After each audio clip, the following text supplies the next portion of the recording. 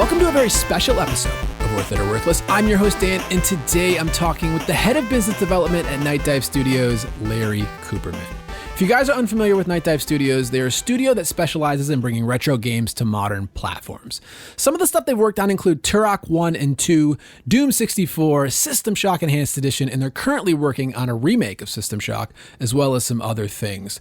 Larry is an industry veteran that I met at a local game development group. He's got a lot of interesting experiences and a lot of interesting things to say, so I hope you guys enjoyed this conversation.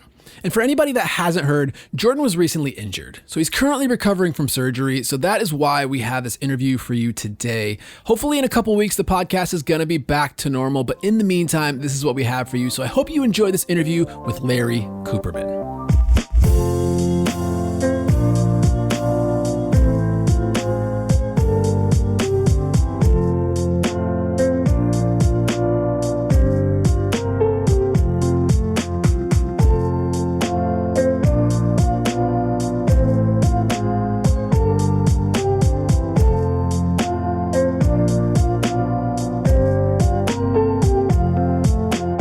Larry, welcome to the show. Thanks for being here. Thank you for having me. Larry, you are the head of business development at Nightdive Studios. What exactly does that mean, and how did you get into that role? Okay, that is a great lead-off question.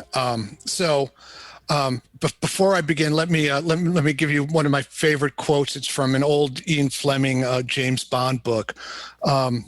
James Bond explained about being a spy that it reads better than it lives. And that's kind of what my role is like. I started in the gaming world in 2001. Back when there were still towers and, the World Trade Center was still standing in New York. So February in 2001, I joined Stardock, and they lured me in with a promise that, come work at Stardock in Livonia, Michigan, where it's always sunny and 72 degrees. That clearly was not the case. But Right. I said that, when I was offered the job, that it was very different from what I had done before. I was more of an enterprise, software and hardware sales guy. I said I was going to try it for a while, and that while lasted for 11 years. Wow. First deal that I did was I found a publisher, Take-Two, for the corporate machine. That was back in 2001. Okay. Later on, I would, help with the deals for Galactic Civilizations. We worked with a company that shall remain nameless, a publisher that seemed to have some issues making payments back in those days. That was back when when the majority of games were sold in boxes off of racks at Best Buy and Electronics Boutique and of course GameStop. So again, my career there spanned 11 years, and during that time, Stardock was a real innovator in the sales of digital games. When our publisher screwed us, we were able to rely on the sales of games that we did ourselves because we had this electronic sales channel. And that really was very important. So, kind of writ large from this negative thing that electronic sales, digital sales was kind of the way forward. In 2008, I took over a role for Stardock's Impulse, which was, I guess, probably the shorthand is to describe it as a Steam competitor. Okay. And I began signing up publishers for our platform, and that was a tremendous opportunity. And I really want to thank, Brad Wardell and the team at Stardock for entrusting me with that. I got to work with, pretty much every company in the games business. I used to say my client list went from Activision to ZeniMax. Wow. So that was cool. In 2011, that division of Stardock was sold to GameStop. And I joined the team at GameStop as a business development manager for PC Digital. And during the next 2 years, I would continue working with the big publishers, but also we had a real focus on indies. And at the end of the time there, we'd had almost 600 clients for about 1,600 games. Wow. And my role in that was to negotiate and to ensure the signing of every one of those contracts. And things that I got to see happen at that time, I got to see the launch of Humble Bundle. The guys at Humble Bundle, the guys that formed Humble Bundle, the main team in that had previously worked at Wolfire Games, and they were actually a client of mine on Impulse. We were their first digital publisher. Steam wouldn't take their game title. I can't remember what it was, but Steam wouldn't accept it until we signed it up for Impulse. And that was, it was really great. Got to meet a whole lot of people, and that was what I was doing. I was negotiating contracts. I was making sure that the people were happy. That I was dealing with problem resolution. And at the end of that time, GameStop decided that digital really wasn't the way forward. That brick and mortar was going to come back strong. Yeah. That was before the stonk investment in it, and so my entire division was lopped off, including me. So I I found myself with this industry veteran without a job. Wow. I was considerably older than my peers. Applied to a number of tier one likely companies and was turned down by them. I did some consulting work. I helped launch some of the companies that help developers today, but that wasn't fulfilling. It was paying the bills, but it wasn't fulfilling my needs, and I really wanted to get back to a company that made things. Yeah. And at that time, I decided that maybe I wanted to move to Portland. I kind of embraced that whole, keep Portland weird thing. Now, I will tell you, I had only been to Portland once at that point, but I thought that might be a cool place to go and live. So I started down, I did a Google search of game development companies in Portland, and Nightdive Studios was the second one that bubbled up in my search. Okay. And I contacted Steve Kick over there, and Steve had founded the company the year before. So Nightdive was founded in 2012, and here I am cold calling him in 2013, and we hit it off from the moment that we started talking. Yeah. Our interview was not done in person. It was done over Skype. You remember Skype? Yeah. It was what there was before there was Teams and Zoom. Yes. Right. And anyway, we did the interview on there, and Steve kind of had to make this decision. I mean, here was this guy that was literally old enough to be his father, and was this going to work out? I mean, having your dad as part of your company, that kind of thing. But it's a funny thing working with people that are young enough to be your kids. They keep me young. Yeah. I like to think that they get something from my experience, but I learned so much more from them. And we're in a world that they invented that I didn't. So yeah. So I went from Stardock to GameStop to Nightdive Studios, and what I do primarily at Nightdive Studios, we identify IP that we want to get. Nightdive's mission is to bring back lost or forgotten games.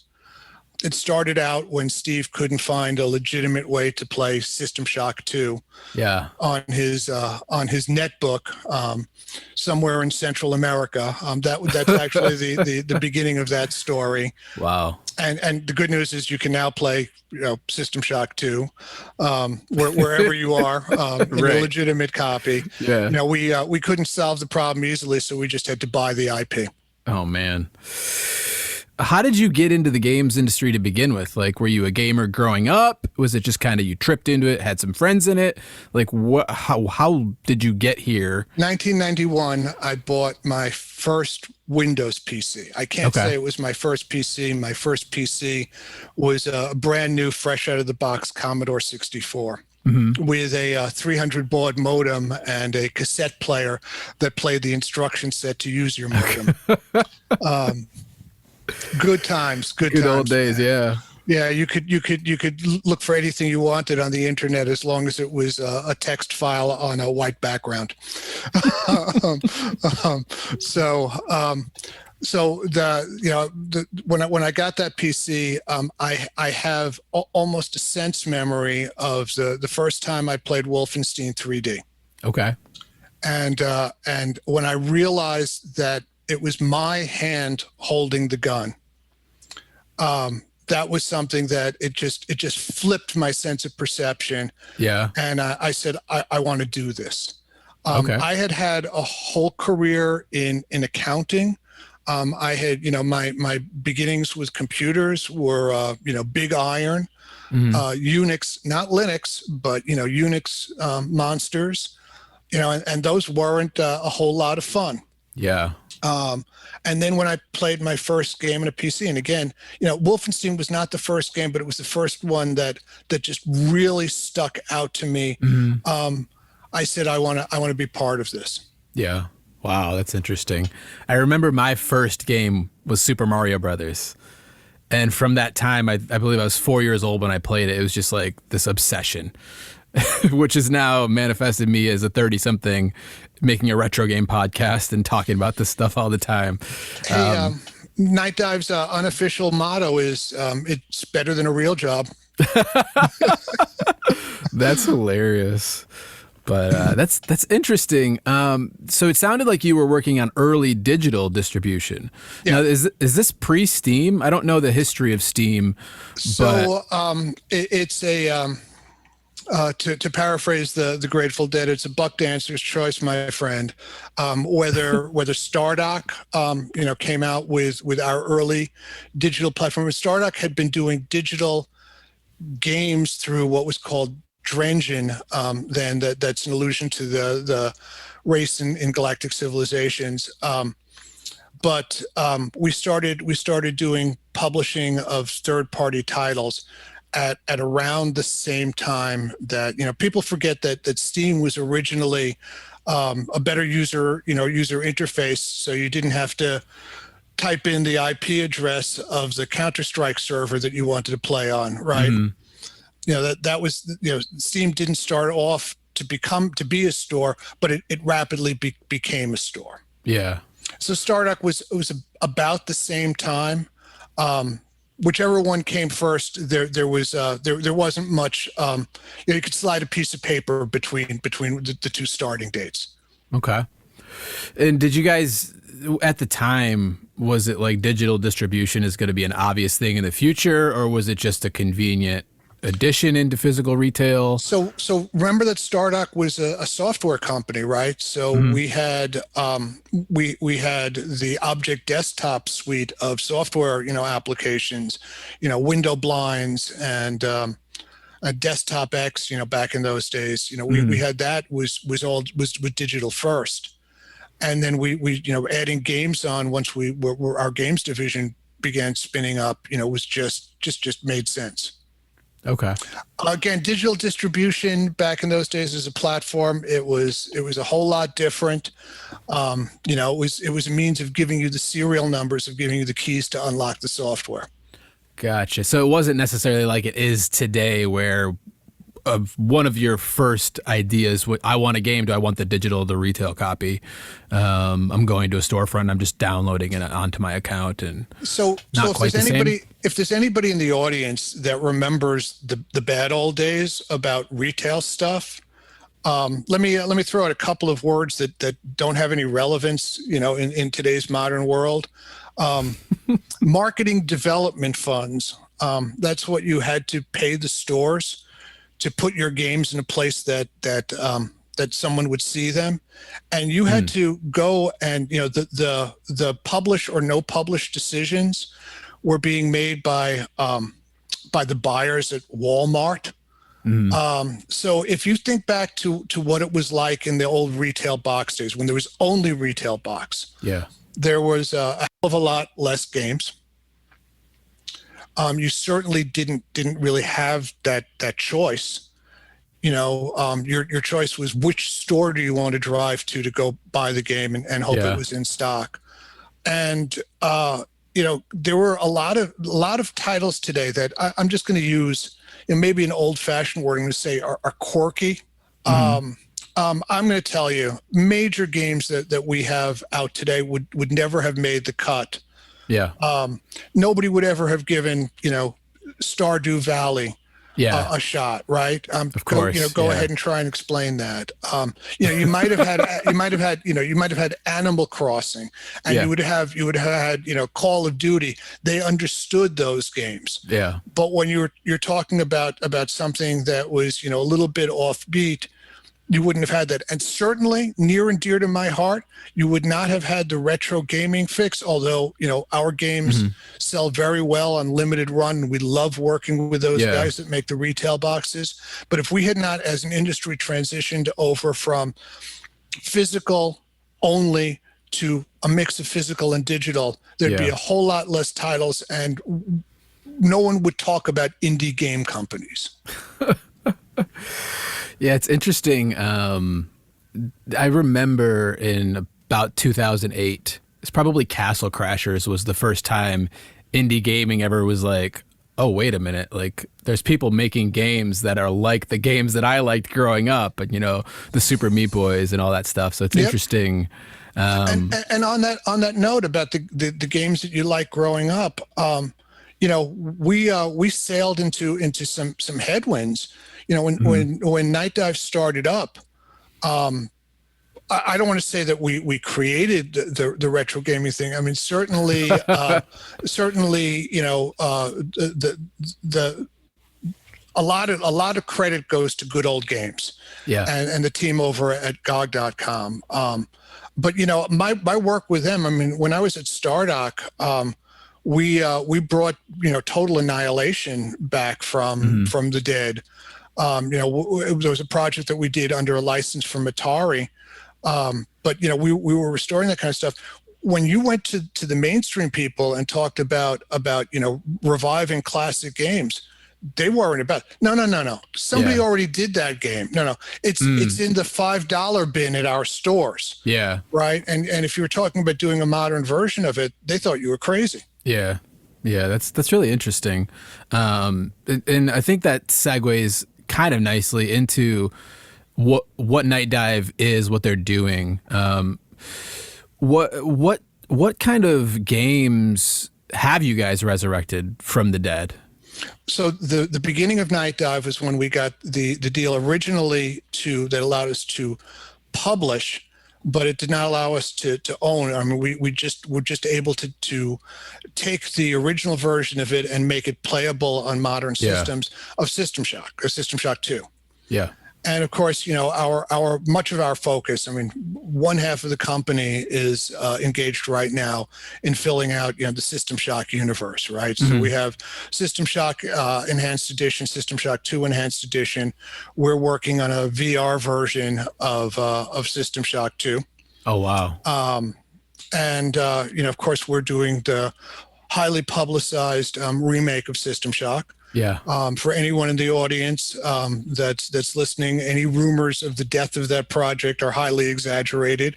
It's going very well, and we've been wish listed over 300,000 times on Steam for that. Steam alone on that. Wow. And that's going to be a major release for us. So we do those kinds of games, but we also bring back titles that are important, but that aren't as mainstream as that. I'm very proud that we got to work with Harlan Ellison directly, and now with his estate on "I Have No Mouth and I Must Scream." I mean, that's an important title for a number of reasons. Of course, we've had a ton of success with Turok and Turok 2. And those were games also, back about passion projects, those were games that I played with my son when he was growing up. Yeah. We've resurrected other old acclaimed titles, including Forsaken. Yeah. Forsaken Remastered is still one of the games that I laugh out loud when we play. So there's that. Recently released Shadow Man through a licensure with Valiant, the remaster of that.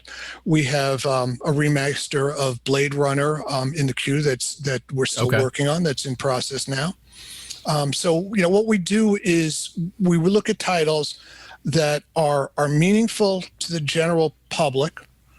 We look at games that that there's a lot of buzz about. If somebody's saying we wish that these would come back.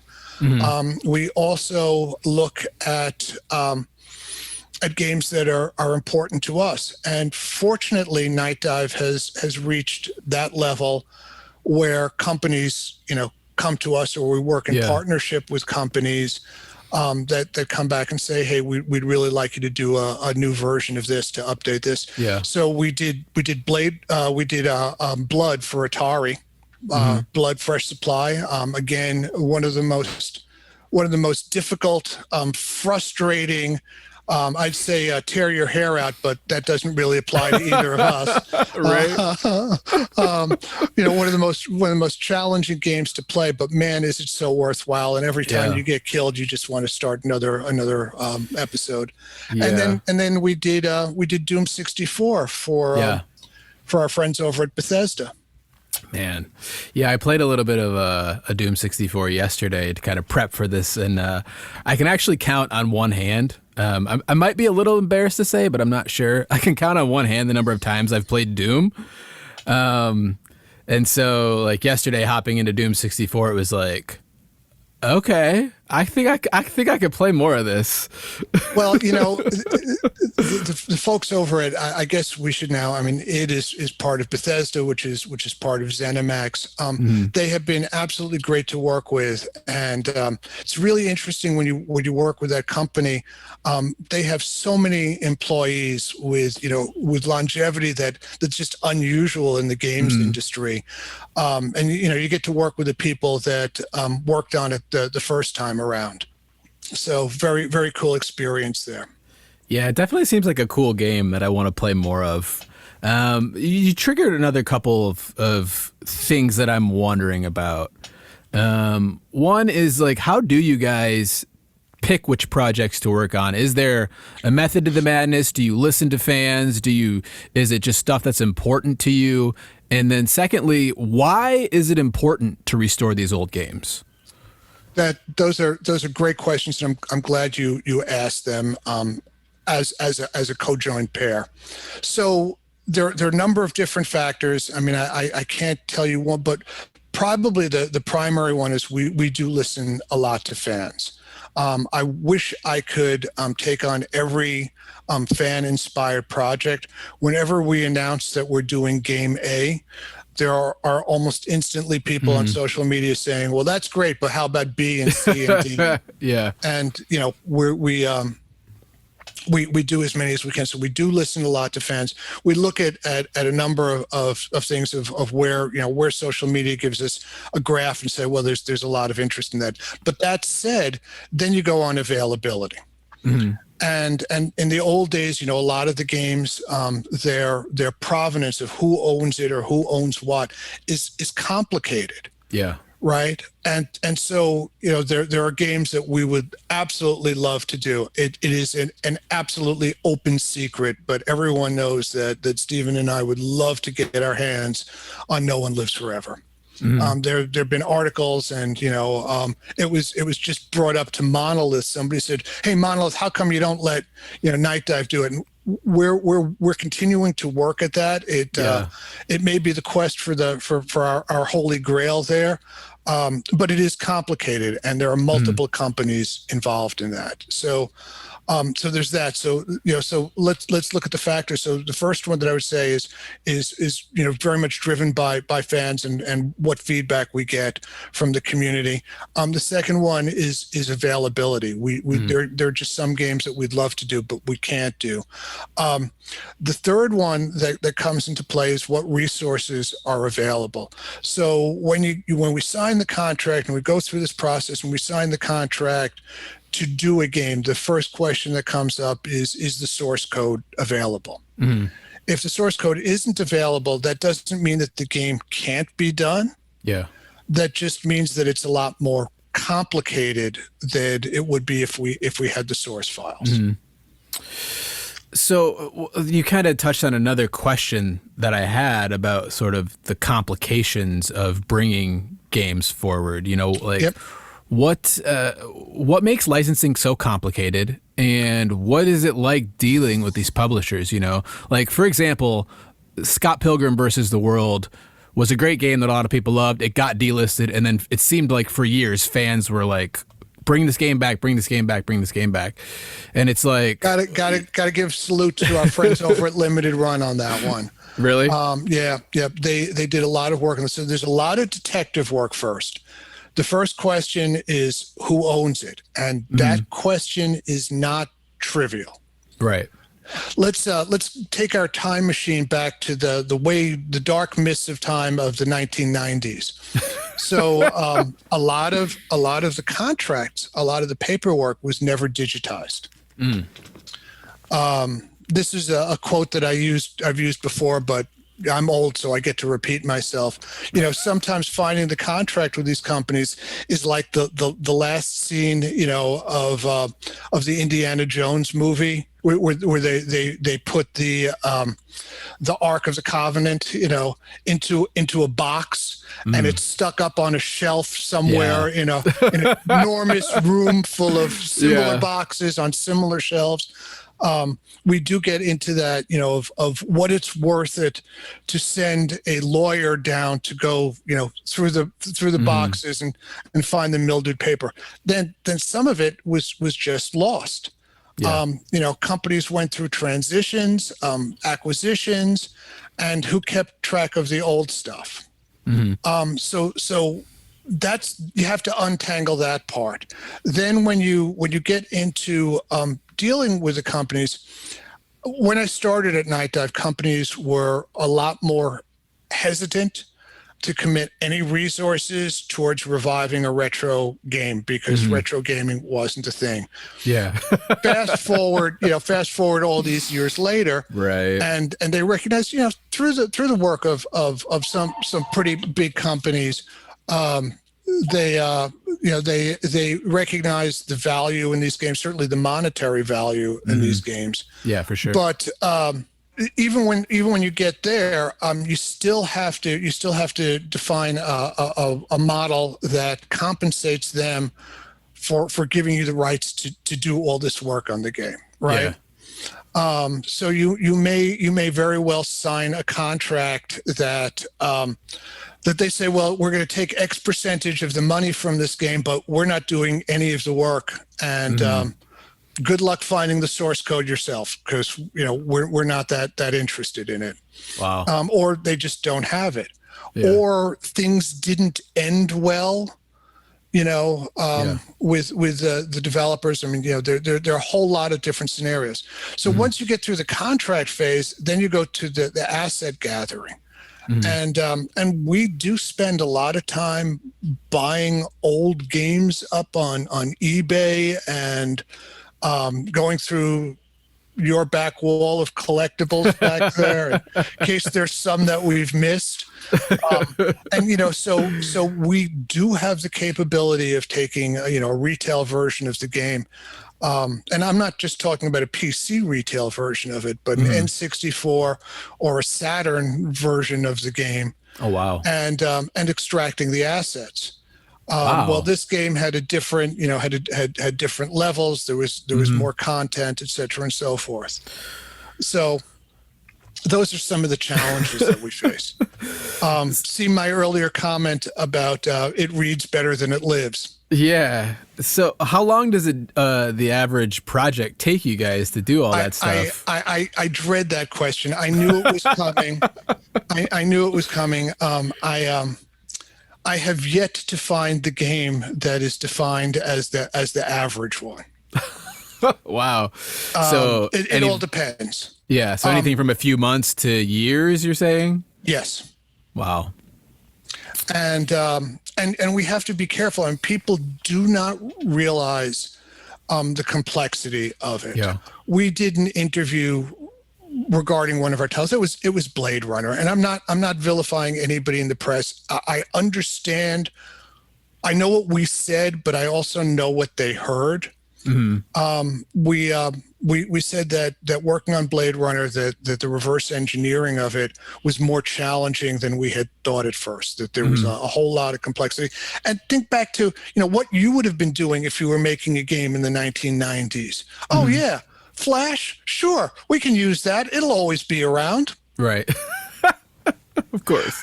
So there's the file there, but it's only, it's only playable in a deprecated version of Flash. Good luck finding that, right? So, we said that, and what they heard was that the game was going to be delayed. Well, it's a policy at Nightdive that we never say when the game is going to be ready. It'll be ready when it's ready. Yeah. But people don't understand the complexity of it. Yeah. We have had people say, all you had to do was get that old retail version and slap a fresh coat of paint on it, and away you go. And it's like, yeah, that retail version was made for Windows 3.1. Yeah. Man, the original System Shock didn't have mouse look in it. So that was a bit of a challenge, right? Yeah. And again, it depends on what the goal is. I mean, our goal now, originally we started out as a PC game company, but now we're spread out across basically every variety of console that there is. So we're writing games for PlayStation. Well, do you mean PlayStation 4 or 5? Oh, well, yes, both. Yeah. And what Xbox are you talking about? And even PC, is this going to be a GOG only title or a Steam title, or there's a whole lot of complexity to it. Yeah. So is there something, one of the questions that I kind of had in my head, because some of sometimes in our community, we're like, well, if Nintendo would just bring N64 games to the Switch Online service, if they would just do GBA, like a lot of the times us gamers are like, don't they like money? Like, is there anything that you see as somebody behind the scenes that just kind of drives you a little bit crazy about what we just don't understand about how all this stuff works? Yeah. There are a lot of things. This is a quote that I had from an earlier interview, and it's something I said spontaneously, but I think it really is true. First of all, what features do you want in the game? Do you require, things that were add-ons like, being able to use a mouse or remap your keyboard buttons? Right. Do you want when we bring the game to Xbox, would you like us to enable controller support, or are you good without that? Right. So there are those kinds of things, but the other part is we really look at these as, I didn't answer the question about why this stuff is important. Yeah. And it's important because without that historical continuity, you're never going to know where cool things came from, what inspired. What if we do a mashup of a first person shooter and a role playing game? What if we do without that historical context? You're going to be missing things. But on the other side to it, we're looking at modern hardware. These games weren't made to support widescreen monitors. Yeah. Because they hadn't invented them. Right. You were happy with your 14-inch, maybe 15-inch CRT, and you were glad to have that. So so that's one thing. But the other thing that comes up is when you start, sometimes we get to work with the original developers, and someone will say, there was this thing that we would really have wanted to do, but the hardware wasn't out there to support it. Yeah. I'm gonna point you to one specific. So if you played Turok in the original form when it first came out, the thing that characterized Turok more than anything else was the fog. Mm-hmm. And the fog was a necessary factor to the game because they wanted to have a lot of detail, and the hardware just could not support that level of detail at long distances. Yeah. So the fog cut down those distances. Well, our version of Turok lets you play with either the fog on, as it was in the original, or off, so that you can see the full, because the hardware can support that now. You can see the full grandeur of the game. We use AI for up-resing a lot of stuff. Sometimes we'll go in and again, in our prior conversation, I had mentioned this. Sometimes we'll look at features that were in the PC version and features that were in the N64 version that were different. Maybe maps were different, and we're going to say, why not both? So now you've now got a porting thing. Again, that quote that comes back was, in the games development world, the longest journey often starts with the words, you know what else would be cool? Of course. And we all are gamers. So that, you know what else would be cool, really resonates with us. You should be able to play any game on any platform and use any kind of combination of hardware, right? Yeah. For sure. That's the goal there. While everybody agrees that that's a kind of cool goal, it just is hard, and it takes time to reach. The other thing that I will tell people is that there is a process for every one of the platform owners. And when I say platform owners, I'm talking about, the Xbox, Sony PlayStation, Nintendo, even on the PC. You've got to jump through a certain number of hoops, and those are not bad things. Yeah. But you've got to jump through a number of hoops to get there. And so that process is time consuming. If I tell you that getting the green light from a provider for your game can take up to 14 weeks, wow, 3 months, that your fans are going, when are you going to ship it? And you're like, as soon as they give me the green light. Right now they're telling me that there's something I have to fix, and some of the things are the way that they want it to be done, and some of the things are break fix, and some of them are kind of obscure. So then, with it being such an interesting process, like, where do you guys draw the line as far as what features kind of make it into these updates and creating more work for yourself? Is it a lot of it's practical, like the widescreen thing? Like, I played Doom 64 on Xbox One and it ran in widescreen. It was like, what a concept. Like, of course. But something like, I think you guys added teleportation to previous portals in Turok or something like that.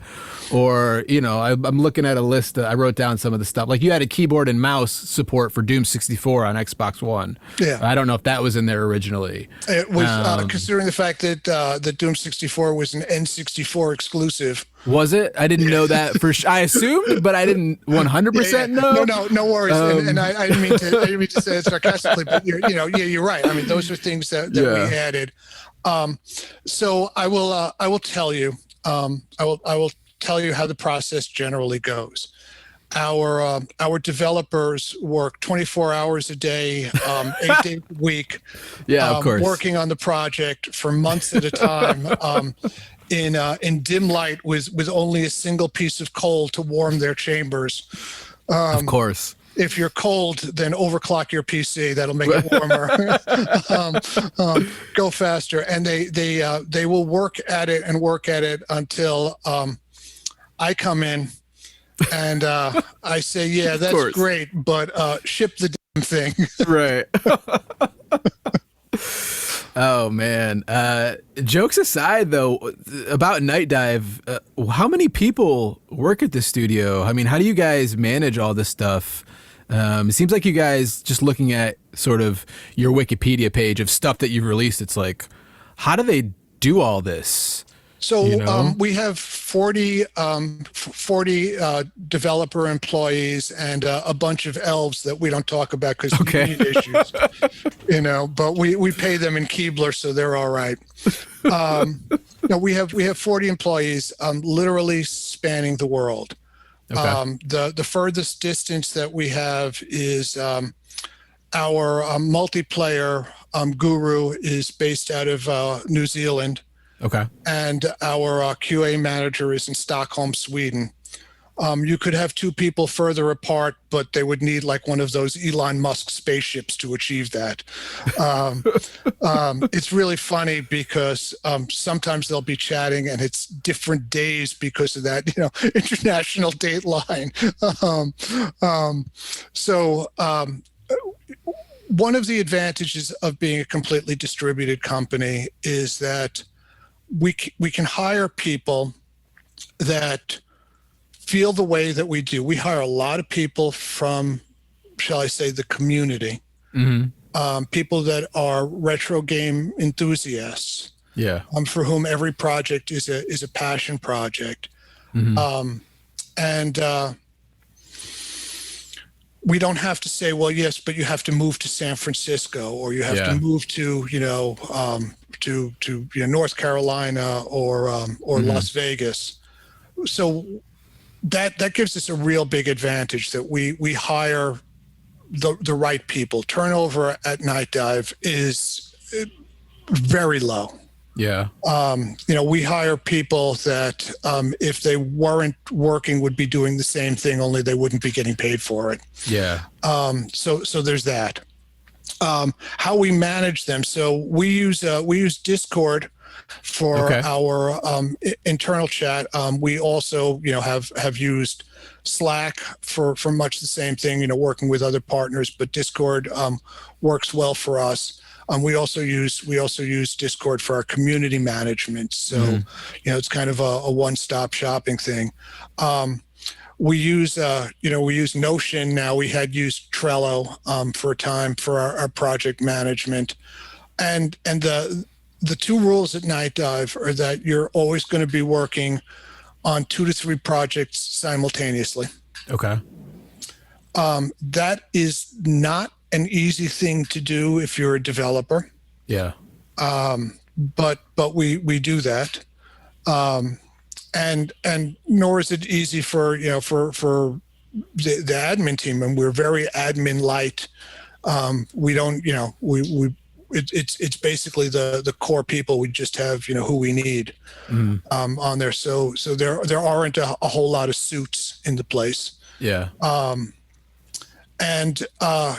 We have embraced, we knew from the beginning that we were going to be an online only company, distributed company. Yeah. And so we've worked out that tool set on there.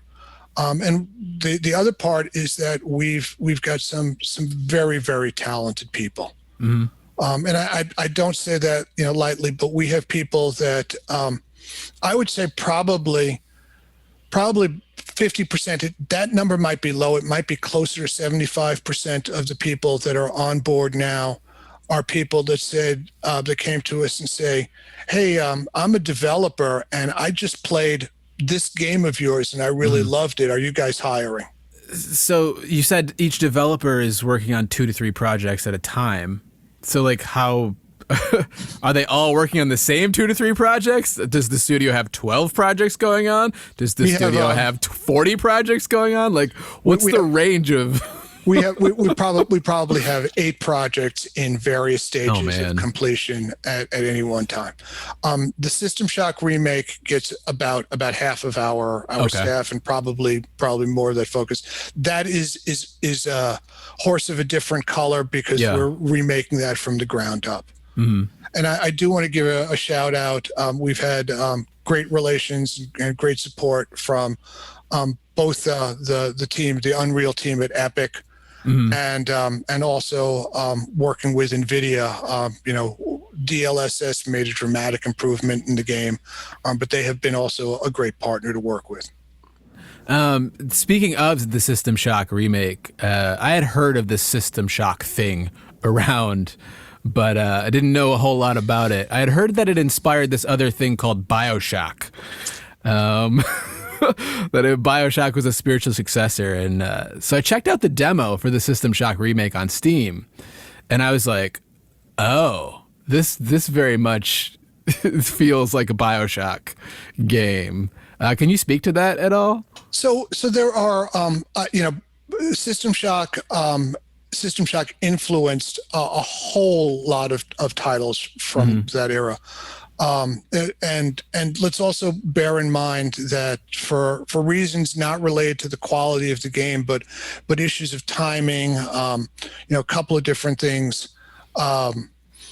System Shock was not the commercial success that it should have been. The game was good enough, and we're hoping to bring that back and make it accessible to a whole generation of players. Yeah, there were a lot of really, really talented people that came out of the old studios, including Ken Levine, who worked on Shock 2 and then went on to do the BioShock games.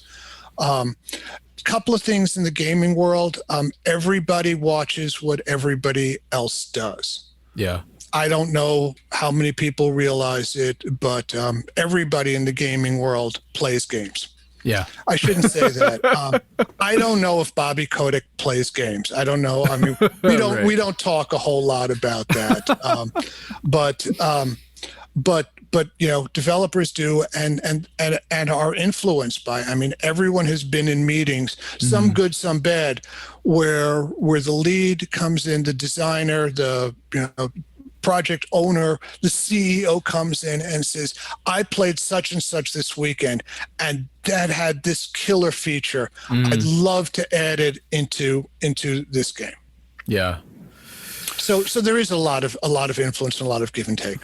Yeah, it's just I was surprised, like when I was playing System Shock, I'm solving the puzzles and I'm, fighting these security cameras and lowering the security level, and then I'm like, oh man, I didn't realize like how much this was gonna be like a BioShock game, and I'm like, color me intrigued. Well, it is intriguing. I mean, and there are a whole lot of. I mean, I'm limited in what I can say, but certainly the cyberspace aspect of it.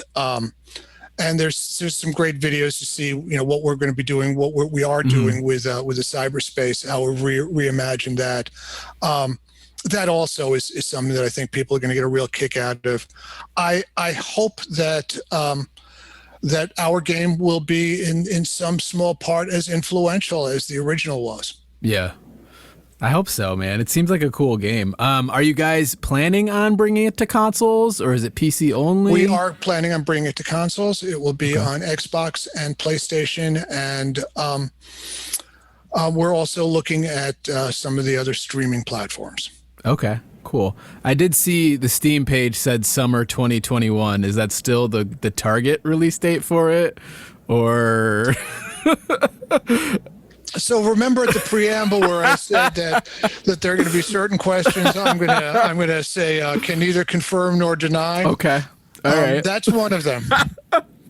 I will tell people our biggest concern is that when you play the remake of System Shock, whether you have played the original, whether you're a classic games fan, whether you've played games that were inspired by it, that you will go, holy, that we want it to be that level of quality. This was a game that not only, can we talk about the historical influence on it, but it was personally important to members of the team. Yeah. So our biggest concern is not how quickly we can get it out, but how good it will be. That's good. I like that. I like that a lot. I think it's as a fan of games, it's always frustrating to hear games get delayed. But it's probably for the best. We did an interview a while ago where the topic question was, how did you guys, how did you guys decide to be work for home? And Steve Kick said, when we founded the company, we didn't anticipate that 2020 would bring us a global pandemic, social unrest, and economic collapse, and yet here we are. Right. So we've been pretty fortunate, and again, it's part of the consequence, part of the benefits about being work from home. We have had, I believe, 2 employees that were impacted by COVID. Okay. I mean, and one was unfortunately what they're calling now long haul. Even after the physical symptoms were gone, it was a difficult situation. That said, things that have impacted, we do outsource a certain amount of stuff. Well, when your outsource company calls you up and said, that thing that we said was going to be done by a certain date, well, it's going to be 3 months later. That impacts everything. Yeah. Oh, for sure. One of the questions that I had initially was, what has changed since you started at Nightdive versus, today? It's interesting. You guys were fortunate to already basically be working remote as a studio. Yeah. What else has sort of shifted in the games industry, the landscape since that time? I guess I can no longer call them next gen because they're out. I mean, they're current gen consoles. Yeah. There's a layer of complexity in supporting those. Okay. When Nightdive started up, there was no Switch. Yeah. So that was something to be added. I alluded to, and I don't mean this to be a teaser, but I'm watching pretty carefully, the streaming technologies, both Google Stadia and Amazon's platform. Okay. We're interested in those. It's one of our goals is that people can play our games, anywhere, anytime. That was the original problem that the company was started to solve. Yeah. That Steve couldn't get a legitimate copy of System Shock 2. Yeah. Something that would run on a current PC. And so that landscape is always changing, and you have to be fluid about that. I don't know what the next mega hit console will be. I don't know. Yeah.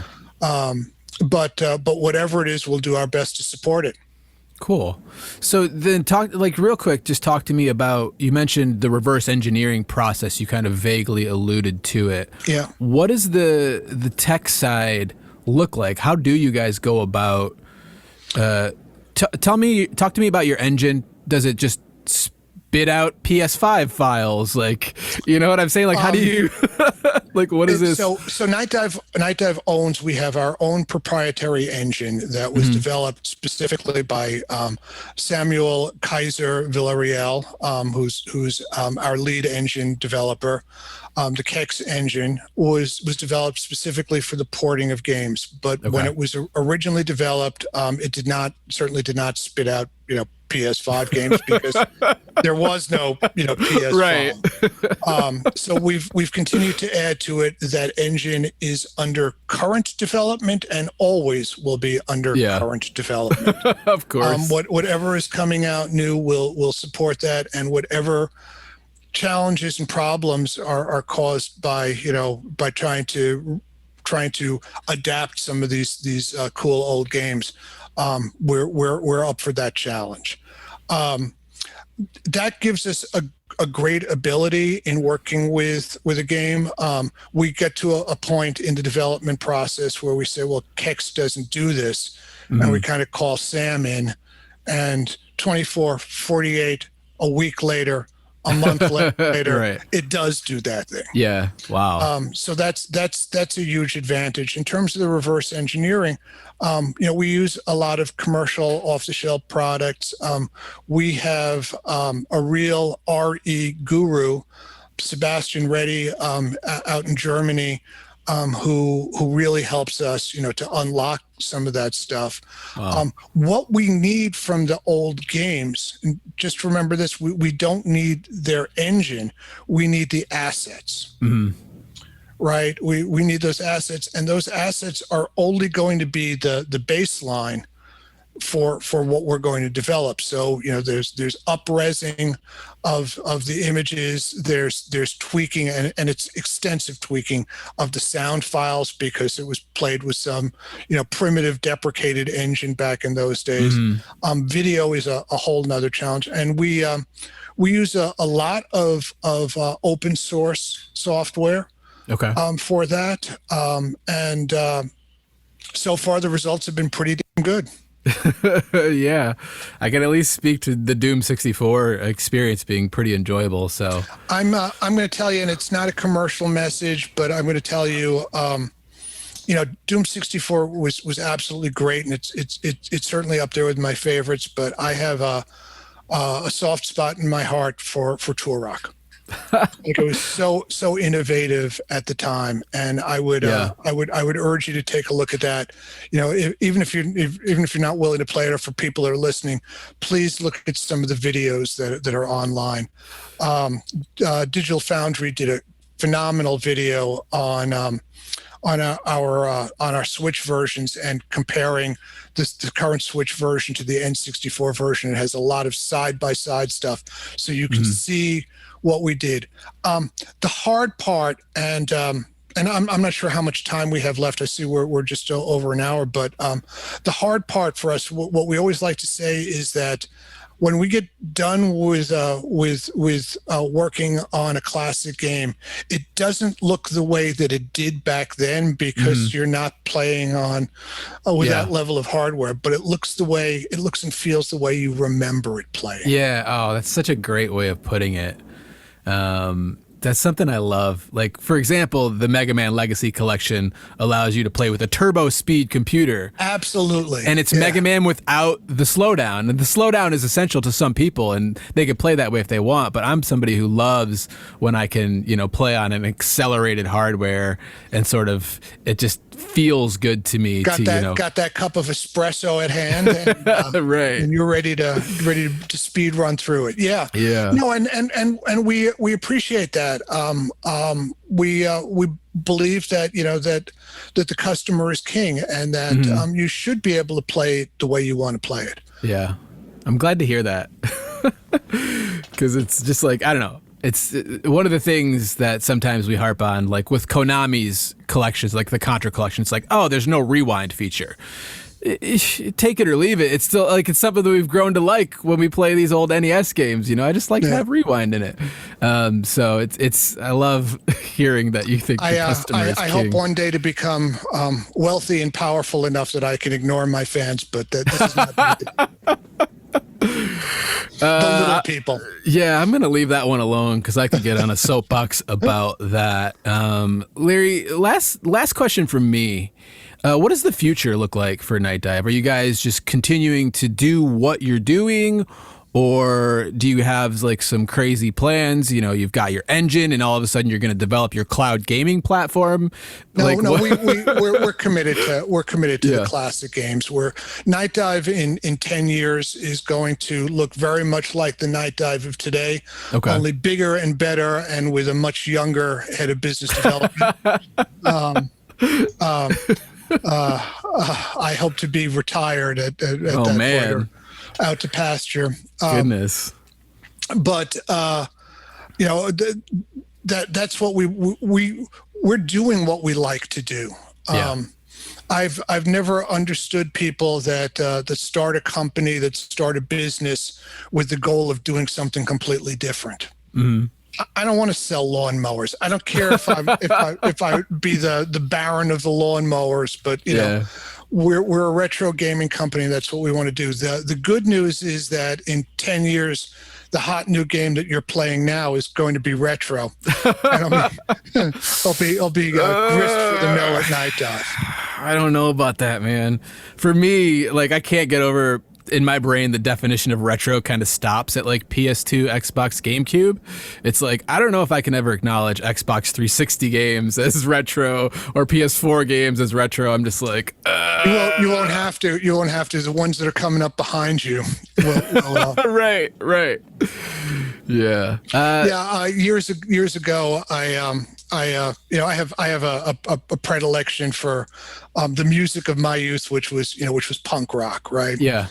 And years ago, as I was sitting in my office listening to some Dead Kennedys, one of the developers came in and heard the song and said, "Oh yeah, my parents like them."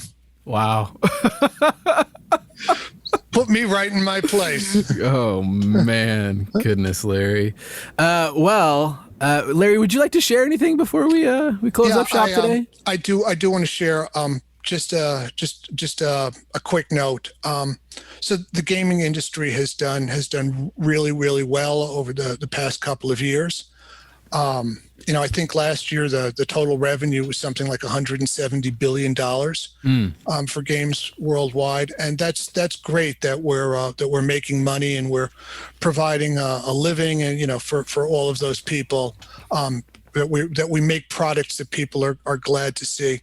The one thing that I would like to urge my friends in the gaming industry to think about is what our social responsibility is. I mentioned that I had the opportunity to work with John Graham and the Rosen brothers that started Humble Bundle, that has raised hundreds of millions of dollars for charities. I've been working for the past year with an organization called Beyond Barriers USA that helps bring people out of extremist organizations. And I would just like to encourage people in the gaming industry, whether I shouldn't even say the gaming industry, the gaming ecosystem, whether they're fans or game companies or mega millionaires that own AAA studios, to just be more responsible. It's just remember and be grateful and give something back to the people that got us there. Yeah, on a practical level, Larry, what does that mean? Like how do we do that? So, buy games from Humble Bundle. Okay. That's a thing you can do. There are a number of organizations that help people. One of my heroes is Steve Spawn. I hope I'm pronouncing his name correctly at Able Gamers. Okay. That's an organization that brings gaming to people that would otherwise have a hard time with that. Yeah. Support organizations that support those people. Just that level of responsibility. Just be aware that there are people out there. And the last thing I would tell people in the audience, gaming fans, is developers need love too. Yeah. And we say stupid shit on Twitter sometimes. That's what Twitter is there for. Yeah. And let it pass. We don't have to win every battle, and sometimes the victory is just saying, yeah, he was probably tired, and give somebody a chance to think about it again. So there you go. For sure. All right, Larry, if people want to know more about you or know more about Nightdive, where can they find out? We're on social media. I'm on LinkedIn, although I will tell you, probably the less you know about me, the better off we both are. I also have been active in the IGDA, and you'll see me on the volunteers page for Beyond Barriers USA. Okay. Those are all good places, and certainly nightdivestudios.com. Cool. Well, Larry, thank you so much for your time. I appreciate you agreeing to do this, and look forward to talking to you again in the future. Thank you, and you're very welcome. Without journalists and without fans of our games, there would be no gaming industry, and I remember that every single day. So, thank you, Larry. Cheers. Bye-bye. Bye.